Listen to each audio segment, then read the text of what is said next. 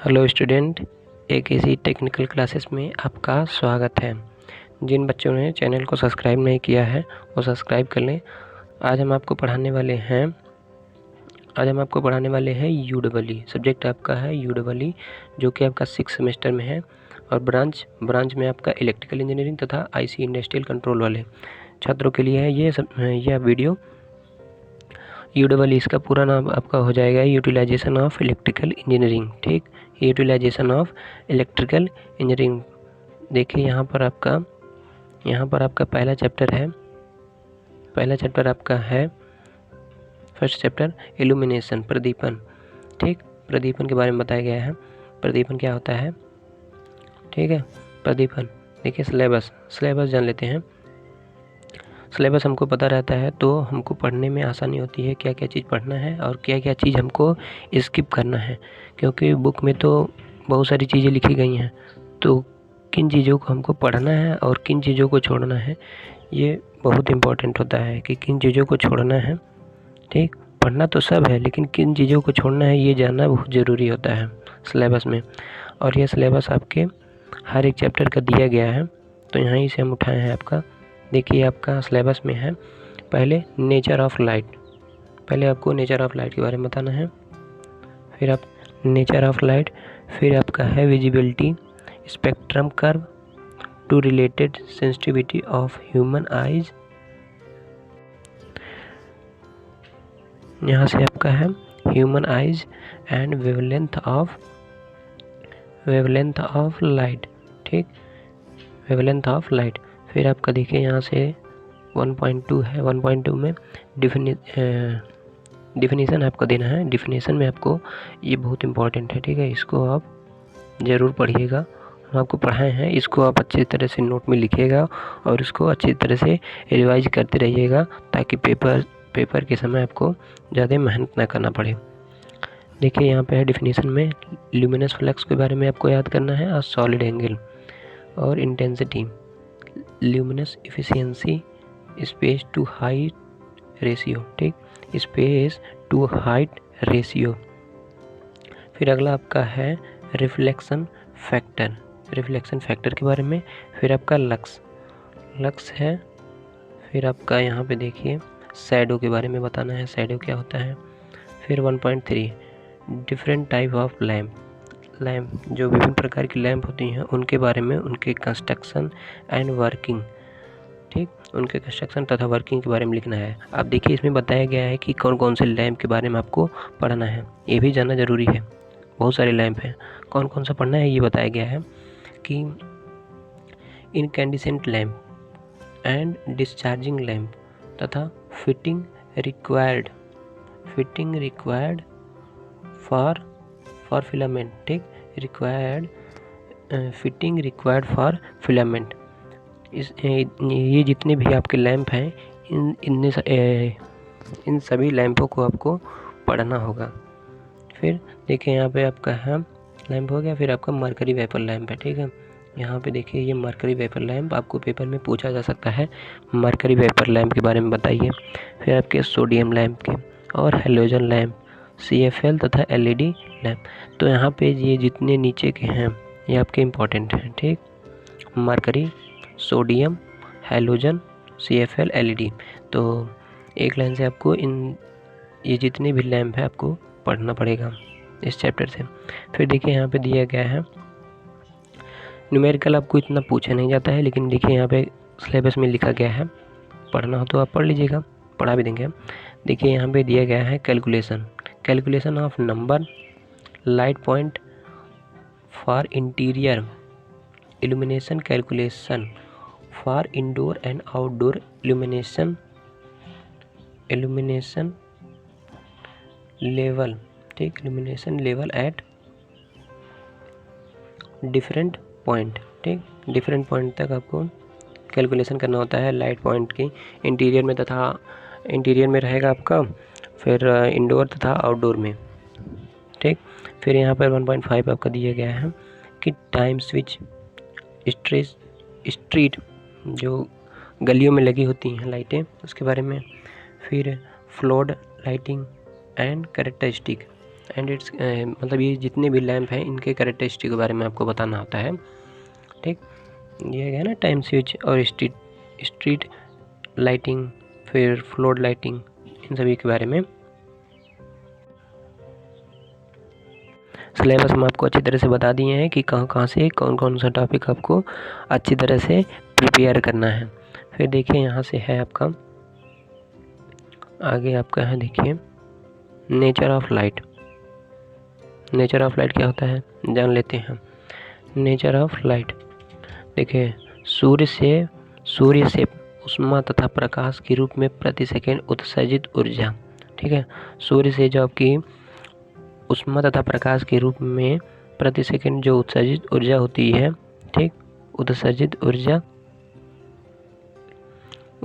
ऊर्जा लगभग 50,000 मिलियन, ठीक, लगभग 50,000 मिलियन विलियन औसत शक्ति के तुल्य होती है, जिसका एक छोटा सा भाग लगभग 2.5 और मिलियन विलियन औसत शक्ति जो होता है, ठीक है, यहाँ पे गलत हो गया है, औसत शक्ति ही पृथ्वी तक पहुँच पाती है। यानी कि जितना वहाँ पे उत्पन्न हो रहा है उसका आधा पृथ्वी तक पहुँच पाता है।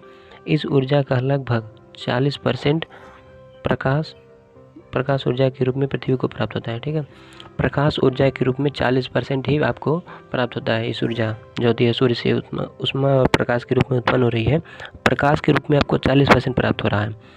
सूर्य से पृथ्वी पर पहुंचने वाली ऊर्जा आश्चर्यजनक रूप में, ठीक है, आपका सूर्य से पृथ्वी पर पहुंचने वाली ऊर्जा आश्चर्यजनक रूप में, ठीक, आश्चर्यजनक मतलब क्या होता है, आश्चर्यजनक यहाँ बोल रहे हैं कि इनका कहने का अर्थ है कि बिना माध्यम को गर्म किए सीधे पृथ्वी तक प्राप्त होती है। सूर्य से प्राप्त ऊर्जा को विकिरण ऊर्जा कहते हैं। सूर्य से जो ऊर्जा प्राप्त होती है इसे विकिरण ऊर्जा कहते हैं। विकिरण क्यों कहते हैं, क्योंकि इसमें किसी माध्यम की आवश्यकता नहीं होती है। आपने पढ़ा होगा ना चालन, संवहन, विकिरण, तो इसीलिए बोला जाता है कि सूर्य से जो प्राप्त होती है ऊर्जा उसे विकिरण ऊर्जा बोला जाता है। आपको हम आसान शब्दों में बता रहे हैं, इसे आपको तैयार करने में आसानी होगा, ज़्यादा आपको सोचना नहीं पड़ेगा, हर एक टॉपिक आपको अच्छी तरह से तैयार हो जाएगा। फिर देखिए यहाँ पे है आपका, देखिए यहाँ पे बताया गया है, बहुत अच्छा पॉइंट बोला गया है कि कम तापमान पर यह विकिरण उष्मा के रूप में तथा अधिक तापमान पर प्रकाश के रूप में विकिरण होता है। ठीक है, जब कम तापमान रहेगा तो यह उष्मा के रूप में होता है, ठीक है, तथा अधिक तापमान पर प्रकाश ऊर्जा के रूप में विकिरण होता है। ये बात आपको अच्छी तरह से याद रखना होगा, बहुत अच्छा पॉइंट है। ये कॉम्पिटिटिव एग्जाम में भी पूछा जा सकता है, ठीक, कि कम तापमान पर जो सूर्य से उष्मा उत्सर्जित होती है वह किस प्रकार की होती है तथा अधिक तापमान पर वह किस प्रकार से उत्सर्जित होती है। तो कम प्रकाश पर आपका उष्मा के रूप में तथा अधिक तापमान पर यह प्रकाश के रूप में, ठीक। ये देखिए, फिर आगे आपका देखिए यहाँ पर आपके फिगर बनाया गया है, उसी के बारे में देखिए। यहाँ पे नेचर ऑफ लाइट के बारे में जो उसमें आपकी वो होती हैं एंगस्ट्रॉन, उनकी नेचर ऑफ लाइट के बारे में बताया गया है। देखिए यहाँ पे कौन कौन सा कलर होती हैं और कितने एंगस्ट्रॉन की होती हैं, ठीक। देखिए सबसे पहले आपका है वायलेट। यहाँ पे आपका देखिए 4000 एंगस्ट्रॉन से जो कम होंगी वो आपकी अल्ट्रा वायलेट रे होती है, ठीक है, अल्ट्रा वायलेट होंगी। फिर आपका देखिए यहाँ पे दिया गया है कि 4000 पे जो होगा वो आपका वायलेट होगा। फिर 4750 पे आपका ब्लू होगा। फिर 5500 पे आपका ग्रीन होगा और 6000 पे येलो होगा और 7500 पे आपका रेड होगा। और 7500 से अधिक होने पर यह इंफ्रारेड होने लगती हैं। अगर आपका 7500 से अधिक हो रही हैं एंगस्ट्रॉन से अधिक, तभी आपका इंफ्रारेड हो जाती हैं, ठीक। इस प्रकार से आपको फिगर भी बना दीजिएगा, जब आप लिखिएगा तो आप फिगर आप ज़रूर बना दीजिएगा, जिससे आपको अच्छा खासा मार्क मिलता है। फिर देखिए, फिर आपका है नेक्स्ट, देखिए डिफिनीशन के बारे में, जो कि आपको अच्छी तरह से तैयार करना है, यही इम्पोर्टेंट है, ठीक। जितने भी इंपॉर्टेंट पॉइंट हैं अब यहाँ से स्टार्ट होता है।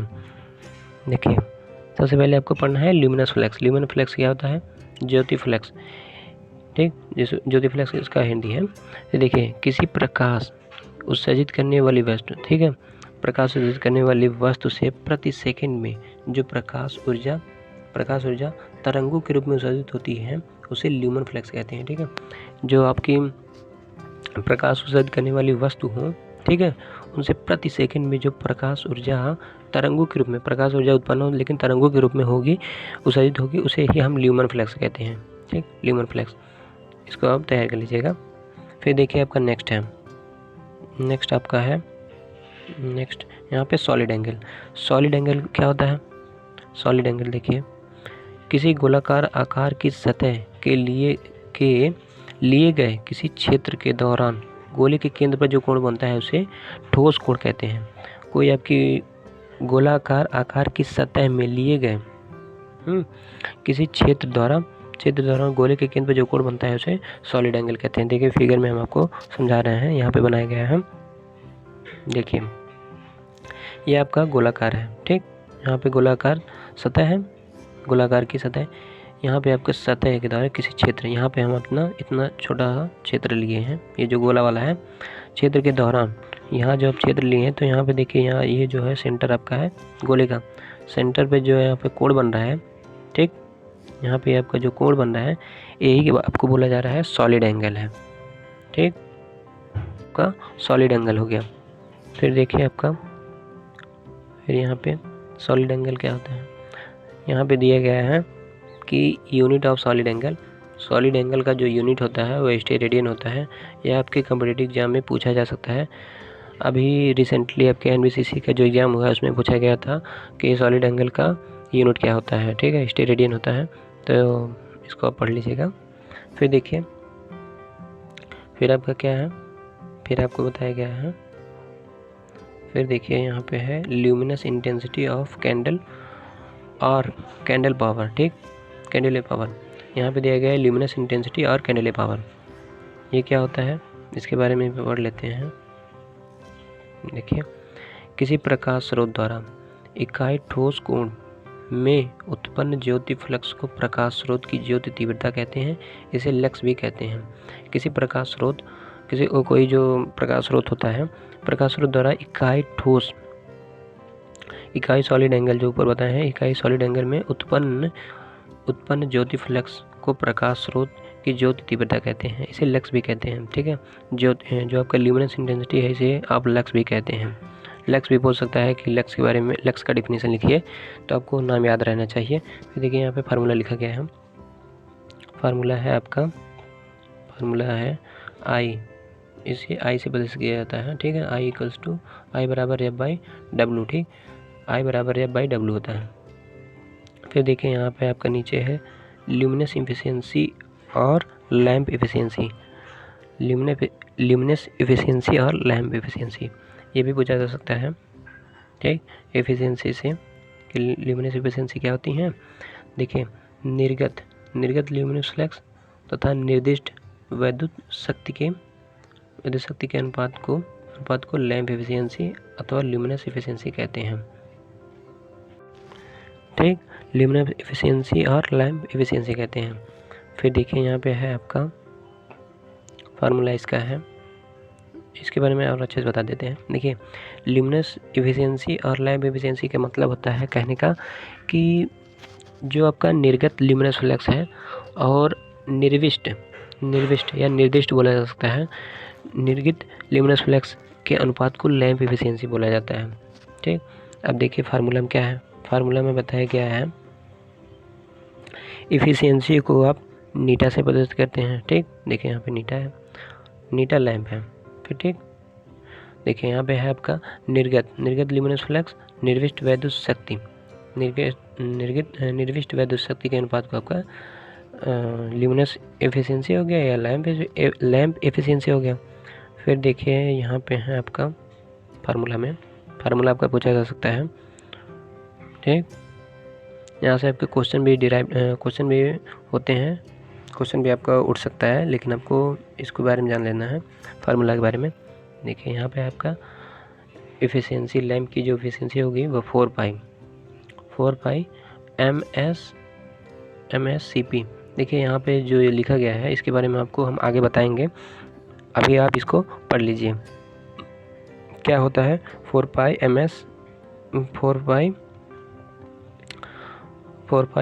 MSCP अपन वाट, जो निर्विष्ट है, निर्विष्ट वैद्युत शक्ति थी उसके बारे में है, ठीक।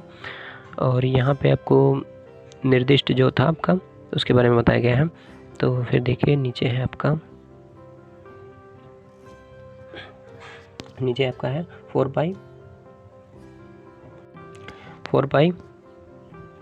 ठीक, 4 पाई अपन वाट। और यहाँ पे जो MSCP था उसको नीचे लेकर आए हैं, ठीक। नीचे लाने से यहाँ पे हम लिखे गए हैं, यहाँ पे आपका हो गया है। देखिए इसको आप याद करिए, हम आपको आगे बताएंगे कैसे कैसे हुआ है। फिर देखिए ऊपर से यहाँ पे आपका जो आया था MSCP, इसको यहाँ पे लिखा गया है MSCP जो होता है आपका वह MHCP और फ्रीक्वेंसी के आपके जो गुणनफल के बराबर होता है, ठीक। तो यहाँ से आपका नीचे प्राप्त होता है एफिशिएंसी, लैम्प की जो एफिशिएंसी है 4/F और वाट, ये आपका वाट है और MHCP। तो इस प्रकार से आपका लैम्प की एफिशिएंसी का फार्मूला आपको प्राप्त हो गया है। अब इसको याद रखिएगा, हम आपको आगे बताएंगे, आपको आसानी से समझ में आ जाएगा, बहुत कठिन नहीं है, बहुत आसान है, ठीक है। फिर देखिए आगे क्या है, आगे आपका है इल्यूमिनेशन और इंटेंसिटी ऑफ इल्यूमिनेशन और डिग्री ऑफ इल्यूमिनेशन। ये तीनों नाम आपको पता रहना चाहिए। पेपर में कोई भी नाम दे देते हैं और वो पूछ लेते हैं, ठीक है।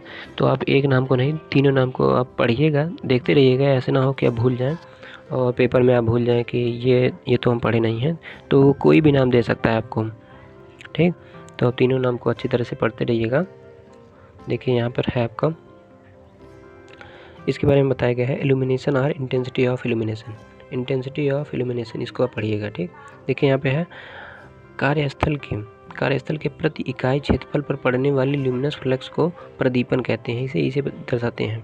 कार्यस्थल के प्रति इकाई क्षेत्रफल में, जो आपका कार्यस्थल है, कार्यस्थल के प्रति इकाई क्षेत्रफल पे, प्रति इकाई जो क्षेत्रफल होगा उस पर पड़ने वाली ल्यूमिनस फ्लक्स को प्रदीपन कहा जाता है, ठीक है। इसे प्रदर्शित करते हैं। फिर देखिए यहाँ पर है आपका फार्मूला के बारे में बताया गया है। फार्मूला इसे प्रदर्शित किया जाता है, इसको E बराबर F/A, ठीक है। जो आपका कार्यस्थल पे जो आपका इकाई क्षेत्रफल पे ल्यूमिनस फ्लक्स पड़ रहा है, ठीक है, ल्यूमिनस फ्लक्स आपका F हो गया और क्षेत्रफल, इकाई क्षेत्रफल जो आपका A हो गया। यदि हम क्षेत्रफल को A ले रहे हैं, ठीक है, यहाँ पे लिखा गया है, देखिए इफ़ आपका एरिया जो है वो 1 हो, देन जो आपका illumination of intensity of illumination है वह E = F के बराबर आपका प्राप्त हो जाएगा, ठीक। देखिए यहाँ से आपका ये ख़त्म होता है। फिर नेक्स्ट आपका है रिफ्लेक्शन फैक्टर। रिफ्लेक्शन फैक्टर क्या होता है इसके बारे में जान लेते हैं। देखिए रिफ्लेक्शन फैक्टर के बारे में, देखिए जब प्रकाश की किरणें किसी चमकीली सतह पर पड़ती हैं, जब प्रकाश की किरणें किसी चमकीली सतह पर पड़ती हैं तब सतह से टकराने के बाद, ठीक, प्रकाश की कुछ किरणें किसी दूसरी दिशा में लौट जाती हैं, जबकि कुछ प्रकाश की सतह द्वारा अवशोषित कर लिया जाता है। देखिए फिर अब यहाँ से है अवशोषित कर लिया जाता है। इस प्रकार परावर्तित प्रकाश तथा आपतित प्रकाश के अनुपात को परावर्ती का कारक कहते हैं, ठीक है, रिफ्लेक्शन फैक्टर कहते हैं। रिफ्लेक्शन फैक्टर, रिफ्लेक्शन आप पढ़े होंगे, रिफ्लेक्शन क्या होता है वही है, सेम है, बस उसी के बारे में बताया गया है। जब प्रकाश की किरणें किसी चमकीली सतह पर पड़ेंगी तो जब पड़ती हैं तो सतह से टकराने के बाद कुछ तो अवशोषित कर लिया जाता है तथा जो कुछ होंगी वह दूसरी दिशा में लौट जाती हैं, ठीक। तो बोल रहा है कि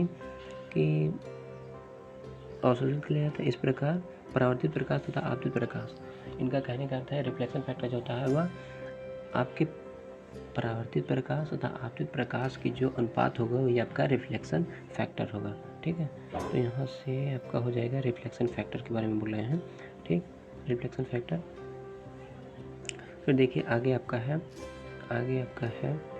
रिफ्लेक्शन फैक्टर का फार्मूला, ठीक। फार्मूला भी आप लिख दीजिएगा अच्छी तरह से। जब फार्मूला लिखेंगे तो अच्छा खासा नंबर मिलता है। देखिए फार्मूला है आपका रिफ्लेक्शन फैक्टर।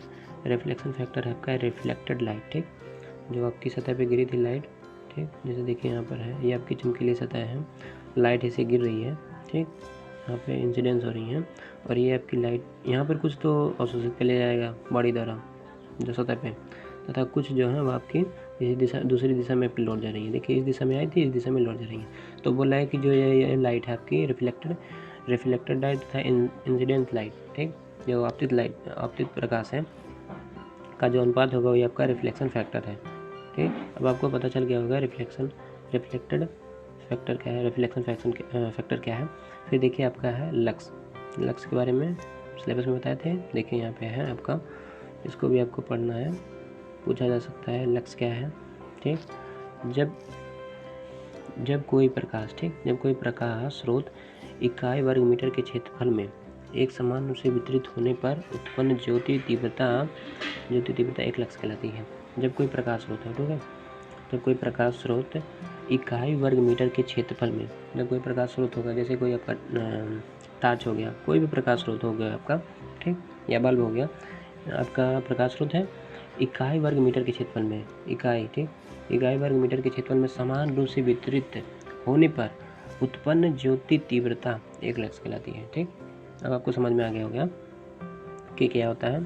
फिर देखिए आपको यहाँ पे शैडो के बारे में बताया गया, शैडो के बारे में पूछ रहे हैं, शैडो क्या होता है।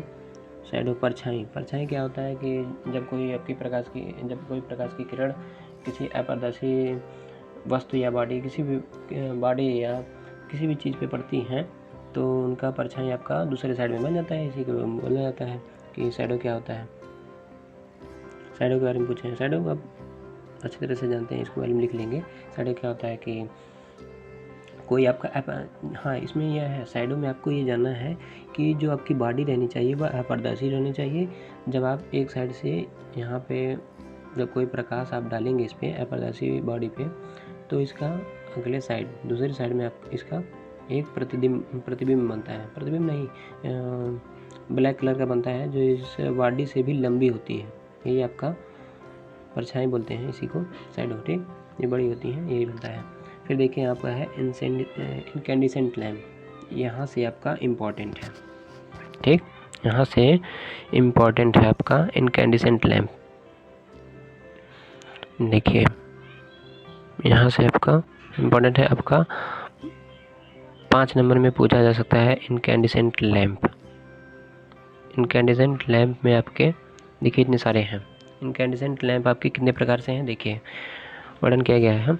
देखिए पहला आपका है कार्बन फिलामेंट लैम्प, फिर दूसरा आपका है टंगस्टन फिलामेंट लैम्प, फिर तीसरा आपका है gas field tungsten filament lamp, फिर चौथा आपका है हैलोजन लैम्प। जिसमें से आपको अगर इम्पोर्टेंट बोला जाए तो आपको हैलोजन लैम्प सबसे पहले पढ़ना है, फर्स्ट प्रायोरिटी इसी की होनी चाहिए, हैलोजन लैम्प को। फिर आपका कार्बन फिलामेंट लैम्प दूसरा दीजिएगा आप, दूसरा। और ये टंगस्टन और गैस फील्ड, ये दोनों तो आप पहले पढ़े होंगे, लेकिन आपको इसको भी पढ़ लीजिएगा, बहुत आसान है, इसमें ज़्यादा आपको पढ़ना नहीं है, ठीक। देखिए यहाँ पर है आपका पहला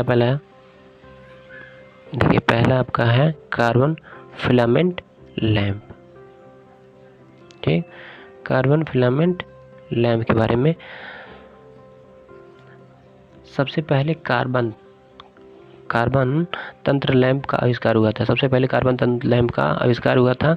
कार्बन तंतु का कार्यकारी तापमान, जो इसका कार्यकारी तापमान होता है वह 2000 सेंटीग्रेड होता है, ठीक है, 2000 सेंटीग्रेड तापमान होता है इसका कार्यकारी तापमान। परंतु यह 1800 पर ही कार्बन का वाष्पीकरण होने लगता है।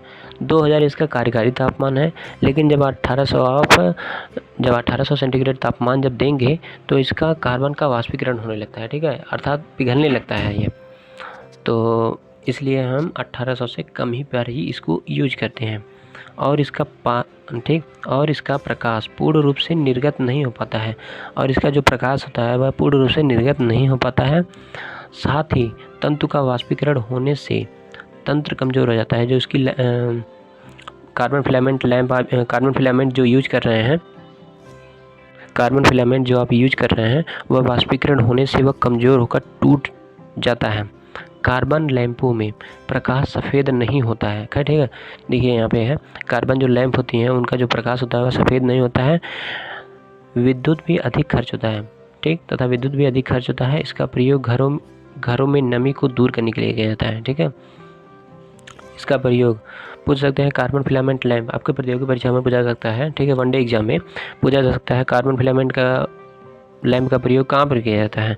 तो अब यहाँ पे है, देखिए घरेलू में जो आपके घरेलू होते हैं उसमें नमी को दूर करने के लिए, घरों में आपके नमी को दूर करने के लिए इसका प्रयोग किया जा सकता है। ठीक है, फिर आपका नेक्स्ट देखिए, इसके बारे में अभी छोटा सा है, आगे हम आपको अच्छी तरह से इसके बारे में डिराइव करेंगे। फिर देखिए यहाँ पर है आपका tungsten filament lamp. Tungsten filament lamp, इस लैंप में टंगस्टन का पतला तंतु प्रयोग किया जाता है। देखिए जो पीछे हम आपको बताए हैं उसमें कार्बन का प्रयोग किया जाता, कार्बन का तंतु प्रयोग किया गया था, और इसमें हम टंगस्टन का पतला तंतु प्रयोग करते हैं। ठीक है, टंगस्टन का तंतु हम प्रयोग करते हैं। बल्ब में कांच, ठीक है, जो बल्ब जो आपका है वह कांच के अंदर लगाया जाता है। ठीक है, ये जो आपका है टंगस्टन का जो पतला तंतु है, ये बल्ब जो आपका होता है, ठीक, बल्ब है आपका, बल्ब में जो कांच है उसी के अंदर आपका टंगस्टन का पतला तंतु प्रयोग किया जाता है। और तंतु का ऑक्सीकरण बचाने के लिए, तंतु का ऑक्सीकरण से बचाने के लिए बल्ब के अंदर की हवा को निकालकर निर्वात किया जा सकता है। इसलिए देखिए यहाँ पे नाम भी लिखा गया है वैक्यूम लैंप। ठीक है, क्योंकि इसके अंदर की जो एयर होती है उसको निकाला जाता है। निकालने का कारण यही है कि जो टंगस्टन का तंतु है वह ऑक्सीकरण ना करे, ऑक्सीकरण करने से वह गल सकता है। ठीक, इसीलिए इसके अंदर की वायु को हम निकाल देते हैं। टंगस्टन का गलनांक, देखिए टंगस्टन का गलनांक आपका 3370 होता है। ठीक है, 3370 होता है, 3370 डिग्री सेल्सियस के लगभग होता है। इसका कार्यकारी तापमान जो होता है, ठीक, जैसे कार्बन का कार्यकारी तापमान आपका 1800 था, इसी प्रकार टंगस्टन का कार्यकारी तापमान आपका 2500 डिग्री सेल्सियस के लगभग होता है। ठीक, 2500 डिग्री सेल्सियस के लगभग होता है। यहाँ से देखिए 2500 डिग्री सेल्सियस, ये जो आपका 3370 होता है, हम इस पे न प्रयोग करके हम 2500 डिग्री सेल्सियस तक ही हम इसको यूज करते हैं, टंगस्टन फिलामेंट वैक्यूम लैंप को। ठीक, देखिए आगे आपकी जो भी लैंप बची हैं उसको हम नेक्स्ट वीडियो में आपको बना के डाल देंगे, आप देख लीजिएगा। अभी के लिए आप इतना प्रिपेयर कीजिए, अच्छे से नोट्स बनाइए, पढ़िए, और आपको अच्छा खासा नंबर मिलेगा। जितने भी आपके नोट्स हैं ये बहुत अच्छे हैं।